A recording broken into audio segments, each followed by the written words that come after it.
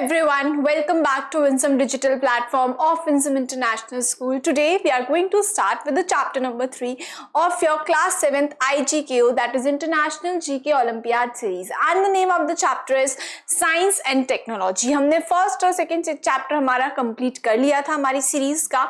Today we are going to do chapter number 3. As you know, हमने जैसा कि chapter 1 और 2 में किया, अगर आपने वीडियो देखी है तो हमने 25 क्वेश्चन सॉल्व किए थे. एंड एज यूजुअल मैं हमेशा आपको यही बोलती हूँ, take your pen paper out and numbering लिख लेंगे. 1 to 25 क्वेश्चन नंबर डाल लेंगे, खुद से पहले सॉल्व करेंगे, पहले वीडियो को पॉज करेंगे, खुद से सॉल्व करेंगे, उसके बाद में वीडियो को प्ले करेंगे and then check the answer with me. Okay, then at the end आपको पता लग जाएगा 25 में से आपके कितने क्वेश्चंस करेक्ट हैं. आप मुझे कमेंट सेक्शन में कमेंट करके बताएंगे कितने क्वेश्चंस आपके इन टोटल सही हुए हैं. So let's start with the question number 1. आइए शुरू करते हैं. So your first question is C. आपका जो फर्स्ट क्वेश्चन है वो है सी. Indian Space Research Organization has become fourth space agency in the world to successfully send a spacecraft to the Mars orbit. बात करें अगर तो Indian Space Research Organization, that means ISRO. ISRO, कभी ना कभी ये नाम जरूर सुना होगा. इसरो क्या है? Indian space research organisation. ISRO जो है वो फोर्थ स्पेस एजेंसी बन गया है, वर्ल्ड की फोर्थ स्पेस एजेंसी बन गया है, जिसने मार्स के ऑर्बिट में एक स्पेस क्राफ्ट जो है भेजा है. Okay, as you know Mars जो है अर्थ के बाद में फोर्थ प्लैनेट जो है वो हमारा मार्स है. ठीक है. Who among the following was the project director of Mars Orbiter Mission? तो इस मिशन का नाम क्या था? मार्स ऑर्बिटर मिशन, जिसमें स्पेस क्राफ्ट को मार्स के ऑर्बिट में भेजा गया था. ठीक है. सो इनमें से कौन इस प्रोजेक्ट का डायरेक्टर था? तो बात करें Mars orbiter mission, it was led by and the director was Subbaiah Arunan. Who was the? तो your answer will be Subbaiah Arunan, D. ठीक है. ये इस मिशन के प्रोजेक्ट डायरेक्टर थे, इसके लिए इन्हें पद्मश्री अवार्ड भी दिया गया था. ओके, चलिए next question we have. Second question on the screen. So we have question number 2 on the screen. Bronze is a metal alloy and is used for making statues, medals, machine parts, tools, etc. It is a mixture of. See, आपको पता होगा bronze, कभी ना कभी आपने सुना होगा gold medal, then second position पे जो आता है उसको मिलता है silver medal, and third position पे जो आता है उसको मिलता है ब्रॉन्ज मेडल. तो ये जो ब्रॉन्ज है एक्चुअल में ये एक अलॉय है. ठीक है. ये क्या है? एक मेटल अलॉय है. मेटल अलॉय है and it is used for making statues, medals, machine parts, tools etcetera. It is a mixture of. इसका बहुत सारे इसके काम है, डिफरेंट काम है इसके. जैसा कि हम बात करते हैं कि जो ब्रॉन्ज है, ठीक है, बात करें अगर तो ब्रॉन्ज जो है उसको स्टैचूज बनाने के लिए भी काम में लिया जाता है. जस्ट मैंने अभी आपको बताया मेडल्स बनाने के लिए भी इसको काम में लिया जाता है, एज वेल एज मशीन के पार्ट्स और टूल्स बनाने में भी इसको काम में लिया जाता है. तो जैसा कि हमने बात करी कि जो ब्रॉन्ज है वो एक मेटल अलॉय है, तो ये किसका मिक्सचर है? कौन से दो मेटल्स को मिलाकर ब्रॉन्ज को बनाया जाता है?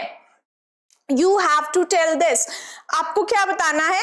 इनमें से कौन से दो मेटल्स को मिलाकर बनाया जाता है ब्रॉन्ज? तो हम बात करते हैं कॉपर और टिन, दोनों को मिलाकर बनाया जाता है ब्रॉन्ज. क्या बनाते हैं हम? ब्रॉन्ज. और बात कर लेते हैं, देखो जिंक और कॉपर, ये भी बहुत इंपॉर्टेंट है. जिंक और कॉपर का जो अलॉय होता है, जिंक एंड कॉपर क्या है? दोनों मेटल्स हैं. इनका जो अलॉय होता है वो होता है ब्रास. क्या होता है? ब्रास, जिंक एंड कॉपर का अलॉय होता है ब्रास। तो आपको अकॉर्डिंग टू द क्वेश्चन आपको क्या पूछा गया था, आपसे पूछा गया था कि जो ब्रॉन्ज है वो किसका अलॉय है, वो कौन से दो मेटल्स को का मिक्सचर है। So bronze is actually the mixture of copper and tin and brass is a mixture of zinc and copper. तो बच्चे कंफ्यूज हो जाते हैं ब्रास में और ब्रॉन्ज में, आपको कंफ्यूज नहीं होना है। ब्रास में ब्रास की अगर हम बात कर रहे हैं तो हम बात करते हैं it is a mixture of zinc and copper, whereas bronze is a mixture of copper and tin। ध्यान रखना है, ठीक है। चलिए यहां पे मैं लिख देती हूं। तो ये दोनों बहुत इंपॉर्टेंट है, क्वेश्चन आपका ब्रास के ऊपर भी आ सकता है, ब्रॉन्ज के ऊपर भी आ सकता है, ध्यान रखेंगे, ठीक है। चलिए next one we have third one. See आपका थर्ड है, which of the following earth observing mission is jointly developed by Indian space agency ISRO the and the US space agency NASA. That ISRO and NASA that aims to provide information of natural resources and changes of the surface of the earth। देखो बात करें तो जो हमारे India की जो space agency है वो है इसरो, ठीक है, और यूएस यूनाइटेड स्टेट्स की जो स्पेस एजेंसी है वो है नासा। दोनों का एक जॉइंट में, दोनों ने जॉइंटली एक डेवलप किया है एक मिशन, ठीक है, जिसमें अर्थ को ऑब्जर्व किया जाता है। जैसे कि हम बात करें तो इस मिशन से क्या इंफॉर्मेशन मिलती है, नेचुरल रिसोर्सेज के बारे में इंफॉर्मेशन मिलती है और अर्थ के सरफेस में क्या क्या चेंजेस हो रहे हैं इसके बारे में भी इंफॉर्मेशन मिलती है, ठीक है। It is the main thing is दोनों जॉइंटली काम कर रहे हैं, इसरो भी काम कर रहा है, नासा भी काम कर रहा है। इसरो इज द, ध्यान रखना है, ISRO is the space agency of India, whereas NASA is the space agency of America और you can say United States, ठीक है। चलिए तो अब आपको क्या पूछा गया है, देखो क्वेश्चन में, हमें क्वेश्चन में ये पूछा गया है that we have to tell कि उस मिशन का नाम क्या है। The name of the mission is NISAR. क्या नेम है, निजर, डी, ठीक है। तो इस मिशन का जो नेम है वो है निजर, ठीक है, ठीक है। तो निजर का जो फुल फॉर्म है वो भी ध्यान रखना है आपको, it is NASA ISRO aperture radar, ठीक है। इसका जो फुल फॉर्म है वो है, the full form is NASA ISRO aperture radar, ठीक है। ये एक जॉइंटली डेवलप्ड स्पेस मिशन है जो कि इसरो और नासा दोनों ने मिलकर डेवलप किया ये मिशन, ठीक है। And the main motive is to get the information of natural resources और अर्थ के सरफेस में क्या क्या चेंजेस हो रहे हैं इस मिशन में, इसकी इंफॉर्मेशन पता लगाई जाती है, ध्यान रखना है।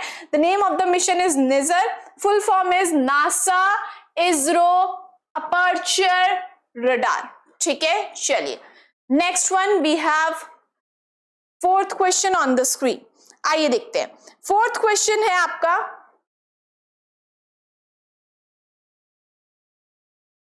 तो जो इसकी फुल फॉर्म है वो है NASA. So you have to, तो हमारा आंसर क्या है, this, the name of this mission is NISAR. Full form भी ध्यान रखेंगे, the full form is NASA ISRO synthetic aperture radar.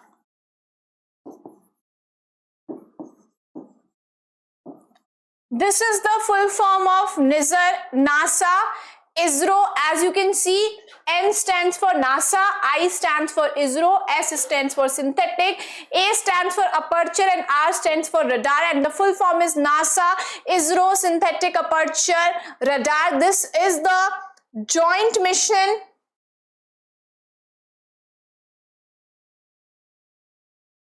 and wait a minute, यहाँ पे aperture में this is the correct spelling, okay, manega, okay. So the full form is NASA ISRO synthetic aperture radar and this is the mission led by ISRO and NASA। दोनों ने इस mission को jointly perform किया है and the motive is to and the motive is to provide information of natural resources and changing of the surface of the earth. चलिए, next we have fourth question. So let's see the next question. हमारा next question क्या है? Which of these are these lines on a map joining those places which have the same atmospheric pressure for a specified period of time? आपको ये बताना है that इनमें से कौन सी लाइंस जो होती है वो मैप पर उन प्लेसेस को ज्वाइन करती है जिनका सेम एटमॉस्फेरिक प्रेशर होता है, ठीक है। यानी कि स्पेसिफाइड पीरियड ऑफ टाइम के लिए, कोई भी स्पेसिफाइड पीरियड ऑफ टाइम है, उस टाइम पर उन दो प्लेसेस का या फिर मोर देन टू प्लेसेस का सेम एटमॉस्फेरिक प्रेशर होता है, तो कौन सी लाइंस उनको ज्वाइन करती है? The lines that join the places on a map with same atmospheric pressure on a specified time are isobars. So your answer will be C. ठीक है, isotherms देखो, आइसोबार्स में क्या हुआ कि कोई भी स्पेसिफाइड पीरियड ऑफ टाइम के लिए अगर किसी प्लेसेस का, ऐसी प्लेसेस जिनका सेम एटमॉस्फेरिक प्रेशर है, उनको आइसोबार जो है लाइंस वो ज्वाइन करती है। लेकिन अगर किसी भी स्पेसिफाइड टाइम पीरियड के लिए कोई भी प्लेसेस है जिनका सेम टेम्परेचर है,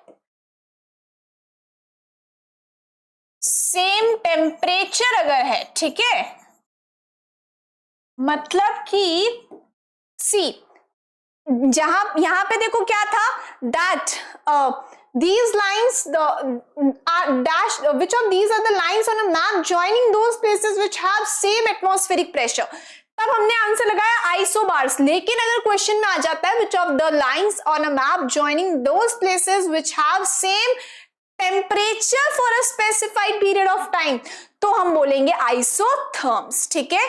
तो आइसोबार्स और आइसोथर्म्स जो है समझने हैं, बिकॉज क्वेश्चन आपका ये भी आ सकता है, ठीक है, कि बस एटमॉस्फेरिक प्रेशर की जगह आपको टेम्परेचर दे दिया जाए तो आंसर हो जाएगा आपको आइसोथर्म्स। जैसे कि वर्ड से भी पता लग रहा है थर्म है ना, तो समझ आ जाएगा आपको। आइसोबार्स किसके लिए वर्ड यूज करा जाता है?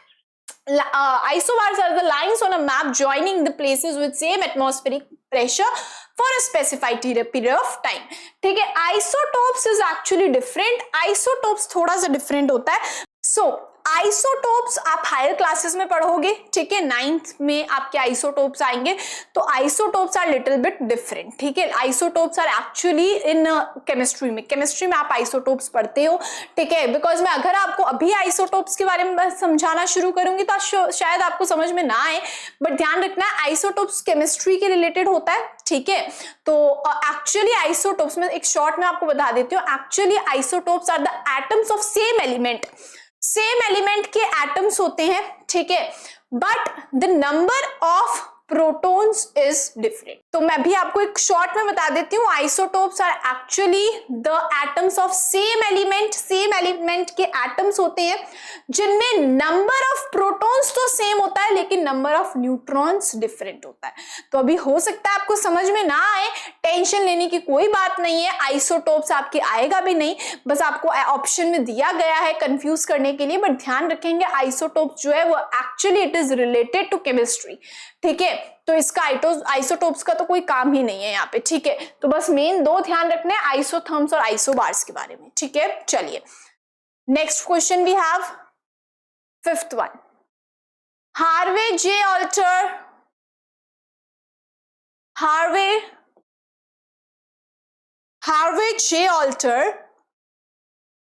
Alter, Michael Houghton and Charles M. Rice were awarded to the Nobel Prize in Physiology or Medicine for 2020 or for the discovery of, see, कौन सी, ये जो डिफरेंट पर्सन है, Harvey J Alter, Michael Houghton and Charles M Rice, इनको 2020 में Nobel prize दिया गया था इन फिजियोलॉजी और medicine.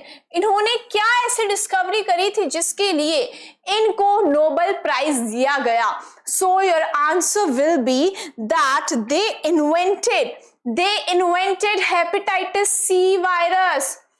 They discovered, not invented, they discovered hepatitis C virus और इसके लिए इनको नोबेल प्राइज दिया गया था. So your answer will be B. चलिए, next we have sixth question on the screen. So next question we have on the screen, sixth question है आपका. आइए देखते हैं. Trimix is a breathing gas consisting of three gases and is often used in deep commercial diving. These three gases are, देखो as the word, जैसे कि word से ही पता लग रहा है, देखो trimix, that means try stands for three, right, and mix stands for mixture, यानी कि three gases का जो mixture है उसको हम बोलते हैं trimix. ठीक है, it is a breathing gas, एक breathing gas है. ठीक है, ऑल्सो इसका वर्क क्या है, it is used in deep commercial diving. These three gases are, ये थ्री गैसेस कौन कौन सी हैं आपको ये बताना है. ठीक है, चलो देखते हैं. देखो ये थ्री गैसेस कौन सी है. These three gases are oxygen, helium and nitrogen. So your answer will be C. ठीक है, तो trimix is a mixture of, as the word says, trimix, यानी कि थ्री गैसेस का एक मिक्सचर है ट्राइमिक्स. ठीक है, और ये थ्री गैसेस कौन सी है, oxygen, helium and nitrogen.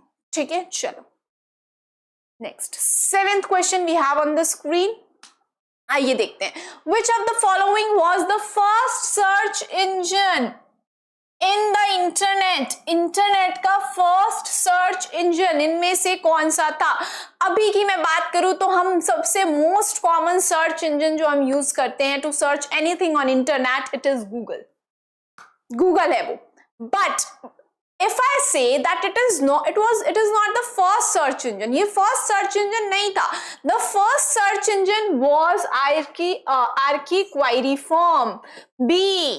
You can see the logo here. This was the first search engine. ठीक है, आई नो मोस्ट कॉमनली आज हम कोई भी यूज नहीं करता इस सर्च इंजन को. Today we are using Google.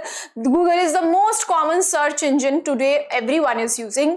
But the first search engine was different and the first search engine in internet was Archiquariform. ठीक है, चलो next we have eighth question. His discovery of the malarial parasite in gastrointestinal tract of Anopheles mosquito led to the realization that malaria was transmitted by Anopheles. See, आपको पता है ना, malaria जो है वो एक इंसान से इन्फेक्टेड जो पर्सन है जिसको मलेरिया हो रखा है, एनोफिलीज मॉस्किटो उसको बाइट करता है. Then the anopheles mosquito bite another person जो एकदम हेल्दी पर्सन है उसको बाइट करता है और उस पर्सन को भी मलेरिया हो जाता है. In this way anopheles mosquito जो है वो मलेरिया को ट्रांसमिट करता है from one person to another, right. So his discovery of malarial parasite in gastrointestinal tract of Anopheles mosquito led to the realization that malaria was transmitted by Anopheles. देखो इन्होंने ना, ये जो पिक्चर आपको दी हुई है इनके बारे में इंफॉर्मेशन दी गई है कि इनकी डिस्कवरी जो इन थी उससे पता लगा कि जो मलेरिया है वो कैसे ट्रांसमिट होता है, एनोफिलीज मॉस्किटो से ट्रांसमिट होता है. ठीक है, he received Nobel Prize for physiology or medicine in 1902 for his work on the transmission of malaria. इन्होंने बताया कि मलेरिया जो है वो कैसे ट्रांसमिट होता है from one person to another, और इसमें एनोफिलीज मॉस्किटो जो है रोल प्ले करता है. ठीक है, इसके लिए इनको नोबेल प्राइज दिया गया था 1902 में. ठीक है, ऑल्सो हु वॉज ही, ये कौन थे. So you have to remember the word. This person was Ronald Ross. See, ये जो पर्सन है ये कौन थे, ही वॉज रोनाल्ड रॉस. इन्होंने बहुत बड़ी डिस्कवरी करी, दुनिया को ये बताया that how the malaria gets transmitted from one person to another, और इसमें एनोफिलीज मॉस्किटो क्या रोल प्ले करती हैं, इसके लिए इनको नोबेल प्राइज मिला था and the person was Ronald Ross. ठीक है, चलिए next we have ninth question on the screen. आइए देखते हैं. The device shown in the picture is used for measuring growth in plants. देखो ये जो डिवाइस दिया गया है इसका काम क्या है, प्लांट्स में ग्रोथ को मेजर करना. It was invented in early 20th century by sir Jagdish Chandra Bose. Name the device. ये कौन सा डिवाइस है? इसको 20th सेंचुरी में इन्वेंट किया था, सर जगदीश चंद्र बोस ने इसको इन्वेंट किया था। और इससे हम क्या पता लगाते हैं? It is used for measuring the growth in plant. Plant में जो ग्रोथ हो रही है उसको मेजर करने के लिए यूज में लेते हैं। ठीक है, व्हाट इज दिस डिवाइस? इस डिवाइस का नेम क्या है? The name of this device is crescograph. तो your answer will be B. ठीक है, चलो 10th question, wasp sting is dash in nature and remedy for this is dash। देखो अगर बात करें जो wasp sting होती है, ठीक है, वो नेचर में कैसी होती है? It is actually alkaline.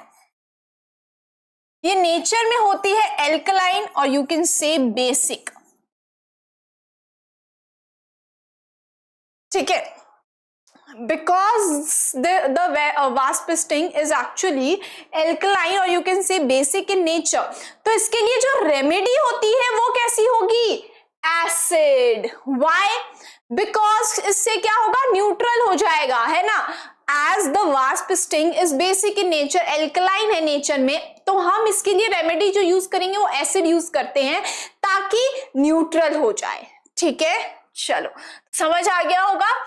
The wasp sting is actually alkaline in nature। ठीक है, एल्कलाइन होती है नेचर में, और एल्कलाइन होती है यानी कि बेसिक होती है नेचर में, इसलिए हम बेस तो यूज नहीं कर सकते एज अ रेमेडी, है ना। रेमेडी के लिए हमें यूज करना पड़ेगा एसिड, ताकि बेस और एसिड रिएक्ट करके न्यूट्रल हो जाए। ठीक है, सो your answer will be D. Wasp sting is basic in nature और रेमेडी के लिए हम यूज करते हैं एसिड। ठीक है, चलो next we have 11th question on the screen. She is an Indian scientist at India's prestigious defence research organisation DRDO। ठीक है, देखो एक बात आपको दी गई है दैट शी इज एक बहुत बड़ी इंडियन साइंटिस्ट है, इंडिया के प्रेस्टिजियस डिफेंस रिसर्च ऑर्गेनाइजेशन में, जिसका नाम है DRDO। She became the first ever female scientist in India who served as the head of missile project and project director for Agni 4 and Agni 5 missile. She is also known as Missile Women of India, Women of India। बात करें हम missile man of India किसको बोला जाता है? Doctor APJ Abdul कलाम। आपको ध्यान रखना है मिसाइल मैन कौन है इंडिया के? डॉक्टर APJ अब्दुल कलाम। लेकिन हम बात करें मिसाइल वुमेन ऑफ इंडिया की, तो वो कौन है? She is doctor Tessy Thomas. She is doctor Tessy Thomas. और ये मिसाइल वुमेन क्यों कहा जाता है इनको इंडिया का? बिकॉज ये पहली फीमेल थी, इंडिया की पहली फीमेल साइंटिस्ट थी जिन्होंने मिसाइल प्रोजेक्ट के as a head, missile project को एज अ हेड लीड किया था, और साथ ही प्रोजेक्ट डायरेक्टर रही थी ये अग्नि 4 और अग्नि 5 मिसाइल की। क्या रही है? ये प्रोजेक्ट डायरेक्टर रही है। ठीक है, तो ध्यान रखना है, इसलिए बिकॉज ऑफ दीज कॉन्ट्रीब्यूशंस इनको बोला जाता है missile women of India, and she is doctor Tessy Thomas. Missile man of India doctor APJ Abdul Kalam, missile women of India doctor Tessy Thomas. ठीक है, चलिए next we have 12th question. Which of the following Asian countries became the first in the world to commercially launch nationwide 5G network? देखो बात करें तो इनमें से कौन सी एशियन कंट्री, इन एशियन कंट्रीज में से, ठीक है, एशियन कंट्रीज कौन सी है? जो कि एशिया कॉन्टिनेंट में है, राइट। एशिया में जो भी कंट्रीज है उनको हम बोलते हैं एशियन कंट्रीज। इनमें से ये सारी एशियन कंट्रीज है, as you can see in the options. इनमें से कौन सी country became the first in the world to commercially launch nationwide 5G network, highlighting its leadership in next generation telecommunication? देखो अगर बात करें तो 5G आज हम लोग सब यूज कर रहे हैं, एवरीबडी इज यूजिंग 5G, है ना। आजकल सब यूज करने लग गए हैं 5G नेटवर्क। लेकिन बात करें तो ये जो 5G नेटवर्क था, इसको नेशन कमर्शियली लॉन्च, पूरे वर्ल्ड में पहली बार लॉन्च किसने किया था कमर्शियली, तो किसने लॉन्च किया था, जिससे, ठीक है, कौन सी कंट्री ने लॉन्च किया था, the country was South Korea. B, South Korea ने 5G नेटवर्क को वर्ल्ड में पहली बार कमर्शियली लॉन्च किया था, ठीक है। ऑल्सो इन्होंने जो साउथ कोरिया है उसने लॉन्च किया, उसकी वजह से it is highlighted that it's leadership in next generation telecommunication. तो अब जो नेक्स्ट जनरेशन है उसमें लीडरशिप की तरह साउथ कोरिया को टैग दिया गया, that south Korea is actually is now playing the role as a role as leadership in next generation telecommunication। तो ध्यान रखना है, the main thing is that 5G आज हम सब लोग यूज कर रहे हैं, इंडिया में भी हम यूज कर रहे हैं 5G, लेकिन 5G को पहली बार दुनिया में लॉन्च कौन सी कंट्री ने किया था, इट वाज साउथ कोरिया, ठीक है। चलिए next we have 13th question. 13th question है आपका, the Bristol robotics laboratory invented a robot which can digest organic matter for fuel and then excretes the waste, what is the name of this robot. अब देखो, एक जो the Bristol robotics laboratory जो है, Bristol robotics laboratory ने invent किया एक robot. वो रोबोट क्या करता है, वो organic matter which can digest organic matter for fuel and then excretes the waste। वो क्या करता है, ये रोबोट ऑर्गेनिक मैटर को डाइजेस्ट कर लेता है फॉर फ्यूल, ऑर्गेनिक मैटर को डाइजेस्ट कर लेता है और एक्सक्रीट करता है वेस्ट। यानी कि लगभग ह्यूमंस की तरह ही हो गया है ना, डाइजेस्ट कर लेता है ऑर्गेनिक मैटर को और वेस्ट को एक्सक्रीट कर देता है, ठीक है। The name of this robot, you have to tell the name of this robot, इस रोबोट का नेम क्या है, द नो नेम। अब आपको देखते पता है क्या लगेगा, मैम डाइजेस्ट कर लेता है, रोबो डाइजेस्टर। आपको लगेगा मैम डाइजेस्ट कर लेता है ऑर्गेनिक मैटर को फ्यूल की, फॉर फ्यूल है ना, फ्यूल की जगह पर ऑर्गेनिक मैटर को डाइजेस्ट कर लेता है, ठीक है, दैट मीन्स मैम ये हो गया हमारा रोबो डाइजेस्टर। नो, आपको लगेगा एनवायरमेंट फ्रेंडली रोबोट हो जाएगा मैम, नो ऐसा नहीं है, दोनों ही नहीं होंगे आपके, दोनों ही नहीं है एनवायरमेंट फ्रेंडली रोबोट भी। इस रोबोट का नाम रखा गया था इकोबोट 3। क्या नाम रखा गया था, इकोबोट 3, इकोबोट 3, ए आंसर जाएगा आपका, ठीक है। चलिए next we have 14th question. 14th question है आपका, Which of the following gases is known as laughing gas? सुना होगा laughing gas के बारे में, आपने कभी ना कभी लाइफ में सुना होगा, कोई मूवी देखी होगी, कोई फिक्शनल मूवी देखी होगी, और मे बी आपने शायद कोई सीरीज देखी होगी जिसमें ये देखा होगा कि लाफिंग गैस क्या होता है, लाफिंग गैस स्प्रेड हो जाती है अगर किसी जगह पर, तो वहां पे जो लोग होते हैं वो हंसने लग जाते हैं, दे स्टार्ट लाफिंग, इसीलिए उस गैस को नाम दिया गया लाफिंग गैस। तो लाफिंग गैस एक्चुअल में कौन सी गैस होती है, this gas is nitrous oxide. तो ये जो गैस है ये कौन सी गैस है, नाइट्रस ऑक्साइड गैस है,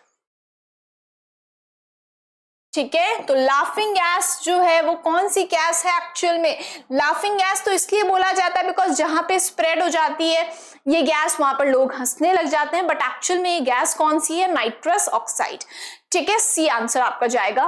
next we have 15th question, which Indian born British American biologist. देखो पहला सुनेंगे कि इंडियन बॉर्न है, इंडिया में बॉर्न है, ब्रिटिश अमेरिकन है, ठीक है, यानी कि अमेरिका एज वेल एज जो यूके है, ठीक है, उन दोनों से कनेक्शन है, इसलिए बोला गया ब्रिटिश अमेरिकन बायोलॉजिस्ट है, यानी कि बायोलॉजी के रिलेटेड इन्होंने वर्क किया है। Was awarded the 2009 Nobel prize in chemistry for his work in studies of structure and functions of ribosome. Ribosomes आपको पता होगा, शायद अगर नहीं भी पता है मैं बता देती हूँ आपको। सिंपल सा अकॉर्डिंग टू योर स्टैंडर्ड, आप 7th क्लास में हो, बायोलॉजी में या आप मैं बोल देती हूँ साइंस में, ठीक है, आपको पता होगा सेल होता है हमारी बॉडी में, पता होगा हमारी बॉडी जो बनी है वो बहुत सारे सेल्स से मिलकर बनी है, राइट है ना। हमारी जो बॉडी है वो बहुत सारे सेल्स से मिलकर बनी है। इन सेल्स में प्रेजेंट होते हैं राइबोसोम। ठीक है, क्या लोकेशन होती है मैम? ठीक है, ये सब चीजें आप हायर क्लासेस में पढ़ोगे। फिलहाल के लिए बस इतना समझो, हमारी बॉडी जो बनी है वो बहुत सारे सेल्स से मिलकर बनी है। सेल्स के अंदर प्रेजेंट होते हैं राइबोसोम्स। ठीक है, राइबोसोम्स का काम होता है प्रोटीन सिंथेसिस। क्या काम होता है? प्रोटीन का सिंथेसिस करना, यानी कि प्रोटीन को बनाना।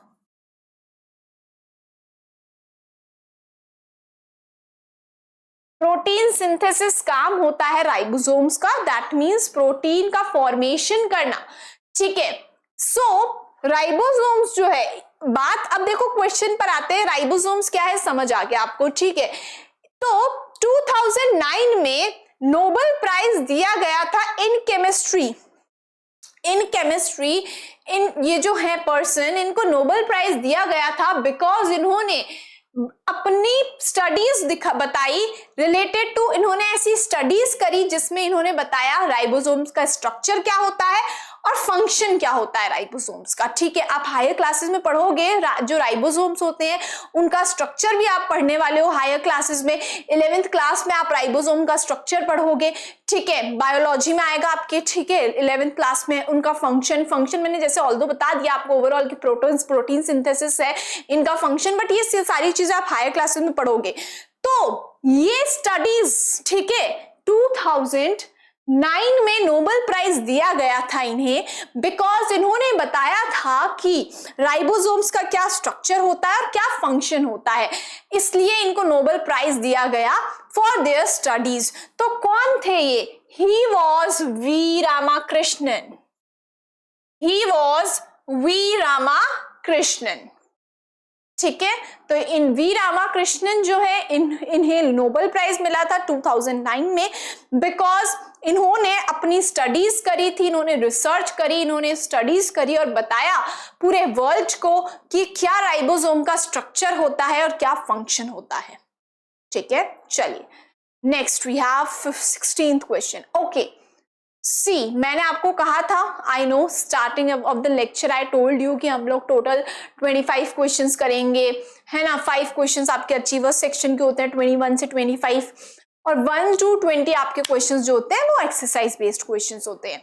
But in this chapter we have total 20 questions. आपके वर्कबुक पे भी इस चैप्टर के टोटल 20 क्वेश्चंस हैं, तो हम भी 20 क्वेश्चंस ही करेंगे इस चैप्टर के। 15 क्वेश्चंस हमने अभी तक कर लिए हैं और वो जो 15 क्वेश्चंस अभी तक हमने करे, ये जो 15 क्वेश्चंस ये आपके एक्सरसाइज बेस्ड क्वेश्चंस थे। 16 से 20th क्वेश्चन जो होगा आपका, ठीक है, 16th question we have on the screen. 16 से 20th क्वेश्चन जो है आपके वो है अचीवर्स सेक्शन के क्वेश्चंस। As I already told you थोड़े से लेंदी होते हैं ये क्वेश्चंस। ठीक है, थोड़े से डीप में होते हैं, थोड़े से लेंदी होते हैं और थोड़े से हार्ड होते हैं लेवल 2 के। ठीक है, but still they are easy ढंग से करने की कोशिश करेंगे। ठीक है, चलिए आइए देखते हैं। Match the compounds in column 1 with their uses in column 2, select the correct option for the given codes. आपको कॉलम 1 जो है ये यहां पे इस कॉलम 1 में आपको दिए गए हैं कंपाउंड्स। यहाँ पे कॉलम 1 में आपको दिए गए हैं कंपाउंड्स और कॉलम 2 में आपको दिए गए हैं यूजेस। आपको मैच करना है कि कौन से कंपाउंड का क्या यूज है। ठीक है, आइए देखते हैं। देखो, स्लेक्ड लाइम की अगर हम बात करें तो जो स्लेक्ड लाइम है उसका यूज क्या होता है? The use of the slaked lime is white washing. White washing करते हैं, दैट मीन्स घरों में भी हम करते हैं व्हाइट वॉशिंग, है ना, उसके लिए स्लेक्ड लाइम को यूज किया जाता है। तो जो स्लेक्ड लाइम है उसको यूज किया जाता है for white washing. Slaked lime is also known as, जो स्लेक्ड लाइम है, slaked lime is actually also known as calcium hydroxide.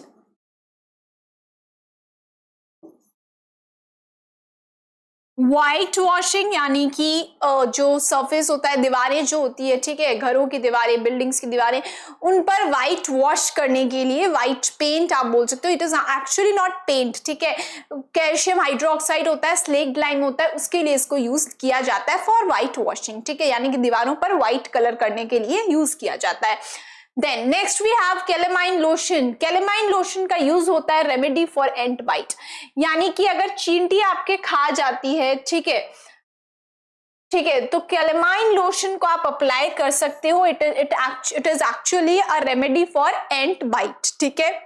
Next we have sulphuric acid. Sulphuric acid को जो कार्स होते हैं, ठीक है, कार की जो बैटरी होती है उसमें सल्फ्यूरिक एसिड को यूज किया जाता है, ठीक है। अमोनियम हाइड्रोक्साइड, अमोनियम हाइड्रोक्साइड को ग्लास को क्लीन करने के लिए यूज में लिया जाता है, ठीक है। चलो, so now we can match. P को हमने देखो थर्ड से मैच किया, इसमें और इसमें थर्ड से मैच है, ठीक है, ये दोनों तो एलिमिनेट हो गए हमारे options.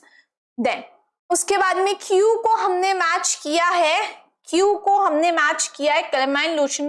It is use for remedy, it is used as remedy for ant bite. 4 से मैच किया हमने क्यू को, यहाँ पे 4 से मैच है, यहाँ पे सेकंड से मैच है, तो ये भी हमारा एलिमिनेट हो गया। ये दोनों तो पहले ही एलिमिनेट हो गए थे, ए और डी, बी भी एलिमिनेट हो गया, तो आंसर हमारा क्या जाएगा, सी जाएगा।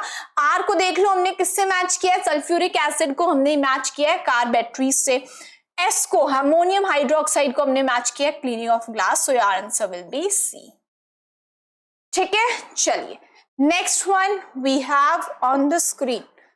17th क्वेश्चन आपका स्क्रीन पर है। Some of the inventions and their inventor are given below, select the mismatched pair. आपको गलत पेयर्स जो हैं उनको सेलेक्ट करना है, ठीक है। आपको क्या गिवन है, आपको दिया गया है कि उन्होंने, जैसे इधर आपको इन्वेंटर्स के नेम दिए गए हैं और इधर आपको दिया गया है कि उन्होंने क्या इन्वेंट किया था।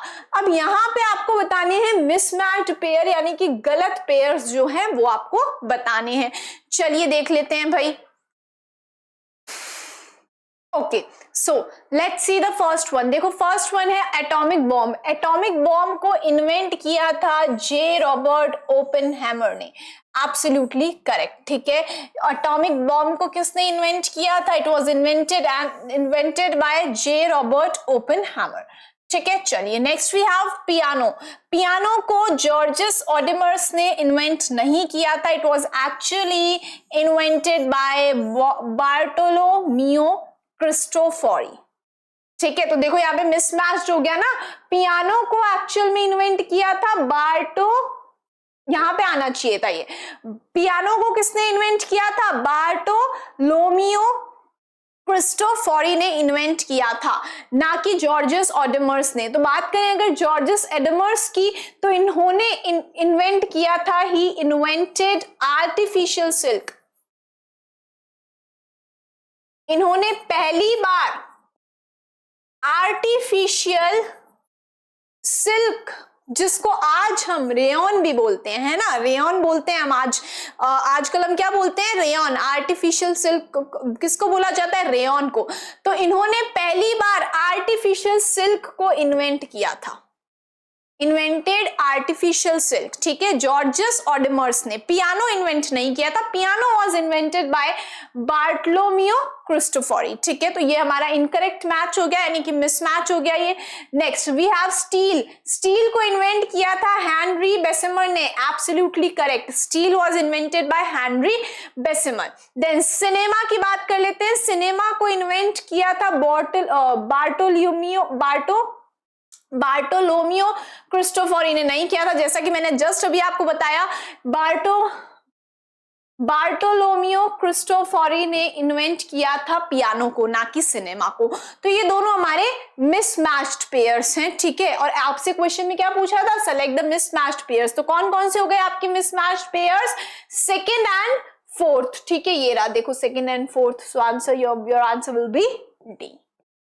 चलिए next we have 18th question. आइए देखते हैं। Match column 1 with column 2 and select the correct option from the given codes. Okay, आपको कॉलम 1 में यूनिट्स दी गई है और ये यूनिट्स जो है और कॉलम 2 में क्वांटिटीज दी गई है, ठीक है। देखो सब सिंपल सी बात करते हैं, एम्पेयर, एम्पेयर जो है वो किसकी यूनिट है? Ampere is the unit of electric current. Electric current की यूनिट क्या है? एम्पेयर, ठीक है। Then nautical mile, nautical mile is actually the nautical mile is actually the unit for distance at sea, यानी कि सी पर डिस्टेंस को अगर हमें मेजर करना है तो हम कौन सी यूनिट का यूज करते हैं? वी यूज नॉटिकल माइल्स, ठीक है।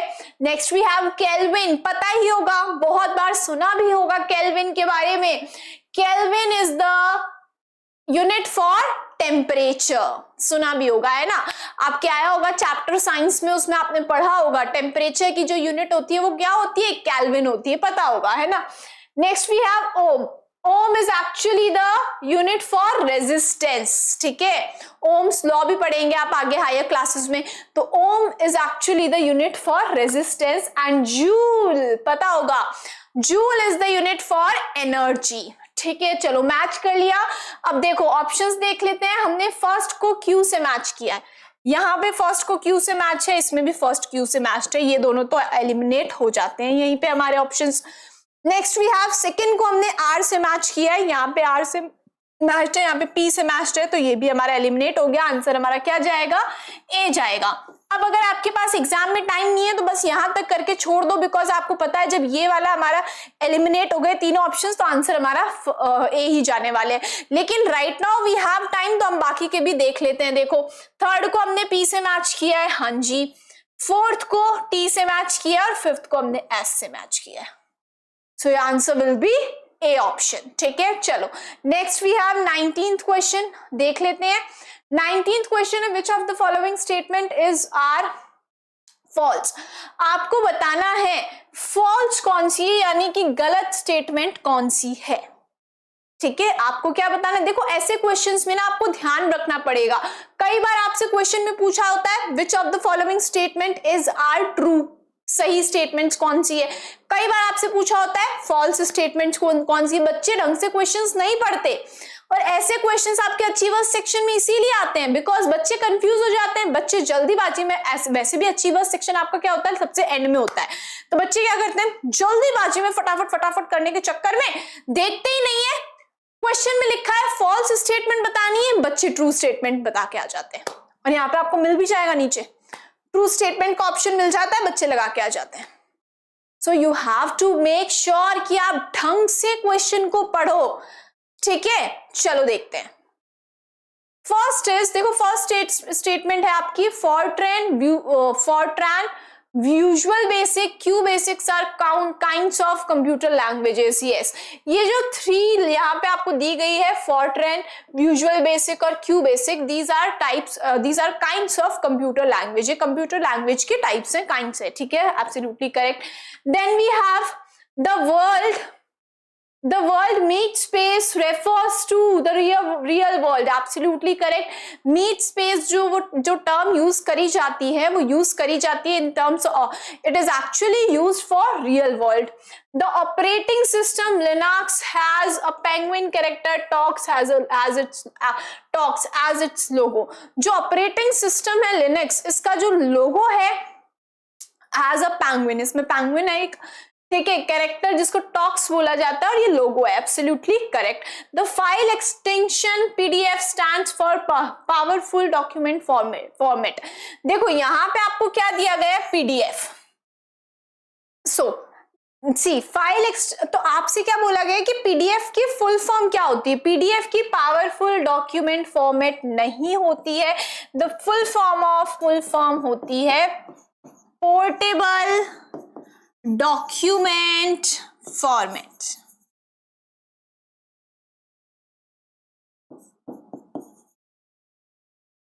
Got it?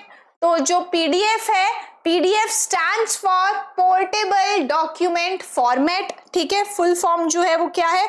Portable document format full form है पीडीएफ की, ठीक है। तो ये हमारी स्टेटमेंट जो है, फोर्थ स्टेटमेंट जो है वो इनकरेक्ट हो जाती है। ठीक है, अब आपसे देखो क्वेश्चन क्या पूछा था, फॉल्स स्टेटमेंट कौन सी है। फर्स्ट, सेकंड और थर्ड तीनों स्टेटमेंट्स हमारी एब्सोल्युटली करेक्ट स्टेटमेंट्स थी। फोर्थ स्टेटमेंट हमारी जो है वो यहाँ पे क्वेश्चन में फोर्थ स्टेटमेंट जो है वो फॉल्स है, बिकॉज हमें क्या दिया गया है, पीडीएफ की फुल फॉर्म हमें क्या दी गई है, पावरफुल डॉक्यूमेंट फॉर्मेट, बल्कि नहीं, क्या होती है पीडीएफ की full form, portable document format. So your answer will B fourth only. ये देखिए डी आंसर आपका जाएगा, डी जो स्टेटमेंट है वो फॉल्स स्टेटमेंट है। ठीक है, उसके अलावा हमारी फर्स्ट, सेकेंड और थर्ड तीनों स्टेटमेंट्स एब्सोल्युटली करेक्ट है। Next we have here, okay see 20th question आपका लास्ट क्वेश्चन है। आइए देखते हैं इस चैप्टर का last question. There are two basic branches of soil science. Soil science जो है उसकी टू बेसिक ब्रांचेस हैं। ठीक है, first is concern with the influence of soil on living things, particularly plants. ठीक है, जो फर्स्ट है, ठीक है, यानी कि सॉइल की see two basic branches of soil,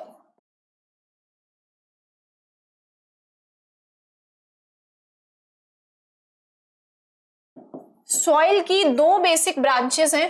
ठीक है, तो जो पहली ब्रांच हमें दी गई है वो किससे कंसर्न है, it is concern with influence of soil on living things, particularly plants. यानी कि ये जो ब्रांच है सॉइल की, मतलब सॉइल से जो two basic branches of soil science. ठीक है, तो सॉइल साइंस की, मैं शॉर्ट में लिख रही हूँ, सॉइल साइंस की टू बेसिक ब्रांचेस हैं। फर्स्ट ब्रांच जो है वो हमें ये बताती है कि सॉइल जो है वो कैसे लिविंग थिंग्स से, लिविंग थिंग्स पर सॉइल का क्या इंपैक्ट पड़ता है, और स्पेशली प्लांट्स, यानी कि प्लांट्स जो हैं वो सॉइल पर कैसे डिपेंडेंट है, ये ब्रांच हमें ये बताती है। तो ये ब्रांच कौन सी है, this branch is actually edaphology. इस ब्रांच का क्या नाम है,